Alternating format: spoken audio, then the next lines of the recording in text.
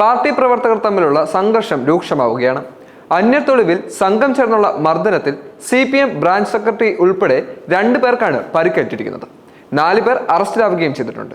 CPM അന്യത്തോട് A branch സെക്രട്ടറിയായ സണ്ണി, ചാക്കോ എന്നിവർക്കാണ് പരിക്കേറ്റിരിക്കുന്നത്. അന്യത്തോട് സ്വദേശികളായ അർജുൻ, മണികണ്ഠൻ, ദേവേന്ദ്രൻ, മഹേന്ദ്രൻ എന്നിവരെ പോലീസ് അറസ്റ്റ് ചെയ്യുകയും ചെയ്തിട്ടുണ്ട്. ഇവരെ റിമാൻഡ് ചെയ്തിരിക്കുകയാണ് ഇപ്പോൾ പോലീസ്. അതേസമയം ബ്രാഞ്ച് സെക്രട്ടറി സണ്ണിയും സംഘവും തങ്ങളെ മർദ്ദിച്ചുവെന്ന് ആരോപിച്ചുകൊണ്ട് മറുവിഭാഗവും കമ്പംമേട് പോലീസിൽ പരാതി നൽകി കഴിഞ്ഞു. ഇവരുടെ പരാതിയിൽ സണ്ണി ഉൾപ്പെടെ 10 പേർക്കെതിരെ പോലീസ് കേസെടുക്കുകയും ചെയ്തു.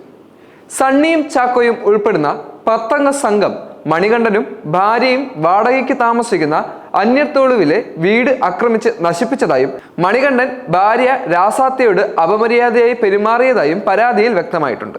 എന്നാൽ സണ്ണിയോടുണ്ടായിരുന്ന മുൻവൈരാഗ്യത്തെ തുടർന്നാണ് സംഘം ചേർന്ന് മർദ്ദിക്കുകയും പ്രതികളിൽ ഒരാൾ ബൈക്ക് കൊണ്ട് സണ്ണിയെ തട്ടി വീഴ്ത്തുകയും ചെയ്തുവെന്ന് ആരോപിച്ചുകൊണ്ട് അതുമാത്രമല്ല കമ്പിവടി ഉപയോഗിച്ച് തലയിൽ അടിക്കുകയുമായിരുന്നുവെന്നും സണ്ണിയുടെയും ചാക്കോയുടെയും പരാതിയിൽ വ്യക്തമായിട്ടുണ്ട്.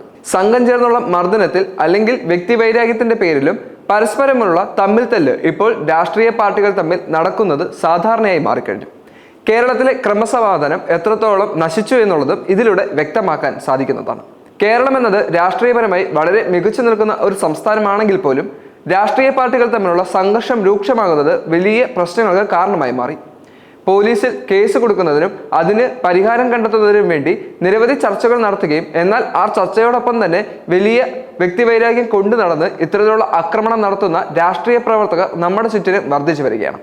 CPM-ഉം കോൺഗ്രസും BJP-യും RSS-ഉം അങ്ങനെ നിരവധിയായി കിടക്കുന്ന അക്രമ രാഷ്ട്രീയ പിന്തുണയുള്ള രാഷ്ട്രീയ പാർട്ടികളും രാഷ്ട്രീയ വ്യക്തികളും ഇന്ത്യയും അതുപോലെ തന്നെ കേരളത്തിലും വലിയ അക്രമങ്ങൾ അഴിച്ചുവിടുന്നുണ്ട്. രാഷ്ട്രീയപരമായി ചിന്തിക്കുമ്പോൾ രാഷ്ട്രീയത്തിൽ വളരെയധികം തെറ്റുകളും ശരികളും ചൂണ്ടിക്കാണിക്കേണ്ടത് ജനങ്ങൾ തന്നെയാണ്. എന്നാൽ രാഷ്ട്രീയ പ്രവർത്തകർ തന്നെ ഇത്തരത്തിൽ അക്രമകാരികളാകുമ്പോൾ സമാധാനം എന്നത് വെറും പാഴ്വാക്കായി മാത്രം മാറി. ജീവിതത്തിൽ സമാധാനപരമായി മുന്നോട്ട് പോകേണ്ട കുടുംബങ്ങളാണെന്നും അതുപോലെ തന്നെ സാമൂഹികപരമായി വളരെയധികം മുന്നോട്ട് നിൽക്കേണ്ടവരുമാണ് രാഷ്ട്രീയ പ്രവർത്തകർ. അവർ തന്നെ ഇത്തരത്തിലുള്ള അക്രമ പ്രവർത്തനങ്ങൾ നടത്തുന്നത് ഭാവിയിൽ വലിയ പ്രശ്നങ്ങൾക്ക് കാരണമായി മാറും.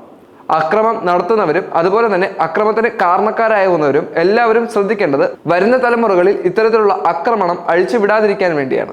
വരുന്ന തലമുറകളും നിങ്ങളുടെ പാത പിന്തുടരുന്ന സാഹചര്യം ഉണ്ടായാൽ അത് വലിയ കോലിളക്കങ്ങൾക്ക് കാരണമാവുകയും ചെയ്യും. അതുകൊണ്ട് തന്നെ രാഷ്ട്രീയപരമായി ഇത്തരത്തിലുള്ള ആക്രമണം ആരൊക്കെ ചെയ്താലും അവരെയെല്ലാം തക്കതായിട്ടുള്ള ശിക്ഷ മേടിച്ചു കൊടുക്കേണ്ടത് രാഷ്ട്രീയ പാർട്ടികളുടെ കൂടെ ഉത്തരവാദിത്തമാണ്. അതിനാൽ തന്നെ ഇത്തരത്തിൽ അക്രമ രാഷ്ട്രീയം അഴിച്ചുവിടുന്ന ഏത് പാർട്ടിയാണെങ്കിലും അവർ ആരാണെങ്കിലും അവരെ തക്കതായിട്ടുള്ള ശിക്ഷയ്ക്കും നിയമ നടപടിക്കും വിധേയരാക്കേണ്ടത് രാഷ്ട്രീയ പാർട്ടിക്കാരുടെ ഉത്തരവാദിത്തമാണെന്ന് ചിന്തിച്ചുകൊണ്ട് അവർക്കെതിരെ നടപടി സ്വീകരിക്കേണ്ടതും അത്യാവശ്യമാണ്.